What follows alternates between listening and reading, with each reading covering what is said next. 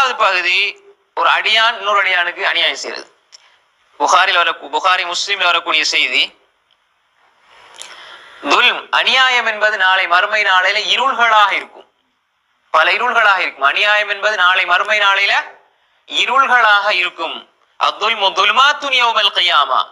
அநியாயம் என்பது இருள்களாக இருக்கும் என்பதாக ரசூல் ஸல்லல்லாஹு அலைஹி வஸல்லம் சொன்னாங்க.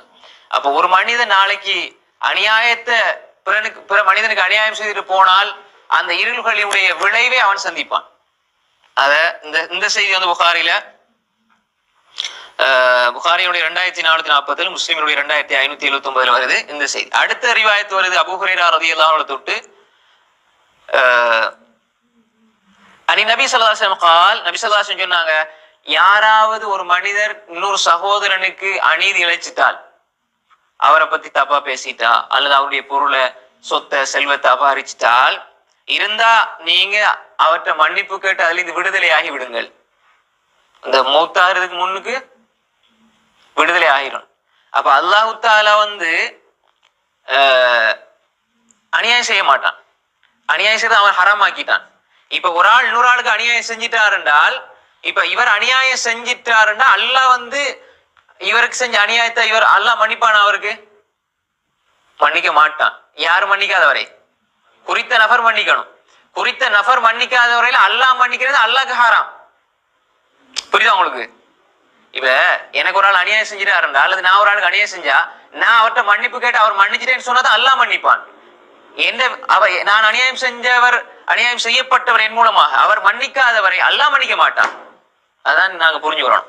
அப்ப எனவே நீங்க என்ன செய்யுங்க, மன்னிப்பு கேட்டுக்கொள்ளுங்க. ஏனென்றால் ஃபைன்னஹு லைஸ தம்ம தீனாருன் வலா திர்ஹமுன் மின் கப்லி அன் யுஹத லி அஹீஹி மின் ஹஸனாத்தி. அங்க தீனாரோ திர்ஹமோ எந்த பலனும் அளிக்காத ஒரு நாள் வரும், மறுமை நாள். அப்ப உங்களோட நலவுகள்ல இருந்து அந்த மனிதனுக்கு கொடுக்கப்படும். நலவு இல்லை என்றால் அந்த அவருடைய பாவத்தில இருந்து என்ன செய்யப்படும்? உங்களுக்கு வழங்கப்படும். சுப்ஹானல்லாஹ். அப்ப ரசூல் ஸல்லல்லாஹு அலைஹி வஸல்லம் இன்னொரு ஹதீஸ்ல என்ன சொன்னாங்க? இந்த நிலை வந்து உலகத்திலேயே அத்ததுருன மணில் முஃப்லிஸ். மாஷா அல்லாஹ். ஹதீஸ்ல வந்து சொல்றீங்க மாஷா அல்லாஹ். அத்ததுருன மணில் முஃப்லிஸ். முஃப்லிஸ் யாருன்னு கேட்டோடனே சஹாபாக்கள் என்ன சொன்னாங்க? யார்கிட்ட திர்ஹம் இல்லையோ தீனார் இல்லையோ அவர்தான் முஃப்லிஸ். அப்ப ரசூல் ஸல்லல்லாஹு அலைஹி வஸல்லம் இதே கருத்துல உள்ள ஹதீஸை விரிவா சொன்னாங்க. பல முறை சொன்னதுனால அது உங்களுக்கு தெரியும் தானே? ஹைர். அப்ப எனவே அந்த ஒரு நிலை நாளை மறுமையில பெரிய மலை போல நன்மை கொண்டு வாரது பெரிய விஷயம் இல்லை.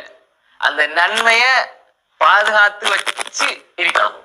உலகத்துல நன்மை செய்யறதுங்கிறது பெரிய விஷயம் இல்லை. சுப்ஹானல்லாஹ் நன்மை, சுப்ஹானல்லாஹ் வபிஹம்திஹி நன்மை, அல்ஹம்துலில்லாஹ் நன்மை, அல்லாஹ் அக்பர் நன்மை, ஒவ்வொரு மூச்சு நன்மை. ஆனா அமல் செய்யறது பெரிய விஷயம் இல்லை. அந்த அமலை மௌத்து வரைக்கும் பாதுகாக்கிறது பெரிய விஷயம்.